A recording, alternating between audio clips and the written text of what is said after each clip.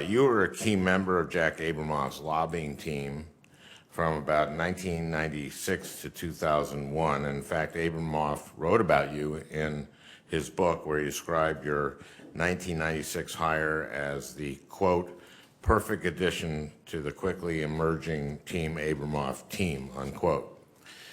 At the time you were a member of Abramoff's lobbying operation, the Northern Marianas Islands, which had become a U.S. territory in 1975, were not subject to the same minimum wage, and that was passed in 78, and immigration laws as the rest of the United States. And there were widespread reports at the time that workers faced terrible conditions, including reports of many of these employees were women who were told from the Philippines and from China, who were told they were going to America, and they ended up in these jobs in the Northern Marianas Islands, and there were forced abortions, prostitution, and routine beatings.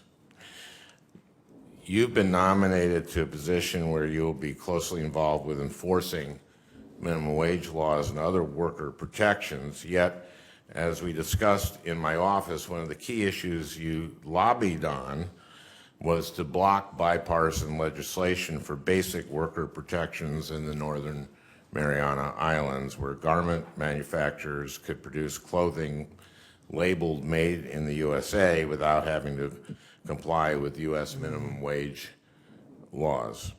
In fact, the Mariana Islands were your firm's largest lobbying client. Obviously, that is a concerning history for someone who will now be charged with enforcing worker protection laws.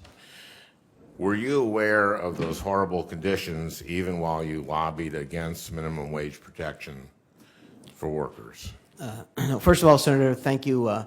You did say you intended to ask the question. I appreciate that in our meeting yesterday, and I'm prepared to address the issue. I was not aware of any such thing.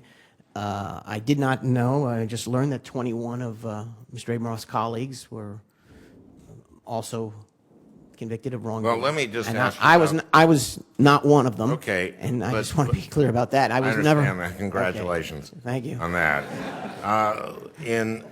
The fact that you didn't know this about while you were lobbying is in 1992, Representative George Miller held a hearing on the issue. The New York Times and other major publications ran a number of stories on the issues dating back to at least 1993.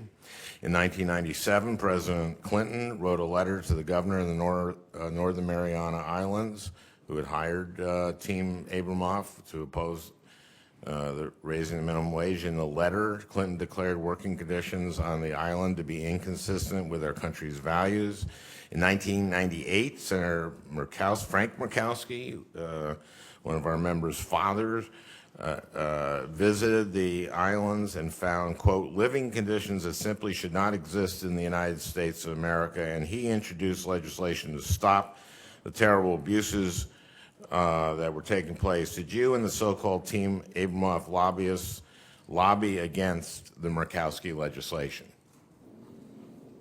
You know, we might have. I don't actually remember if we lobbied against that legislation, but I would assume we did. Would it bother you to know that you were lobbying against protections for thousands of workers who are being abused? Well, would that bother you? Of course it would, but what you mentioned were allegations made. We were allegations that were documented many times over and over again while you were lobbying. Yes. Against increasing the minimum wage. Increasing the minimum wage. Yes. And so what I'm saying is these were documented. They aren't just accusations. Right. And I just think that these stories are really sordid. Mm-hmm. And I think that someone who's going to be in your position, I think this is a pretty, I'm sorry I'm over my time, but I think this is a pretty shocking history to have been involved in. And I'll put into the record some of the reporting that was done over this period. It was hard to miss, and it would be especially hard to miss if you were lobbying against Senator Murkowski's legislation, which was speaking directly to the horrible abuses that were happening in the Northern Marianas Islands at the time. Thank you, Mr. Chairman.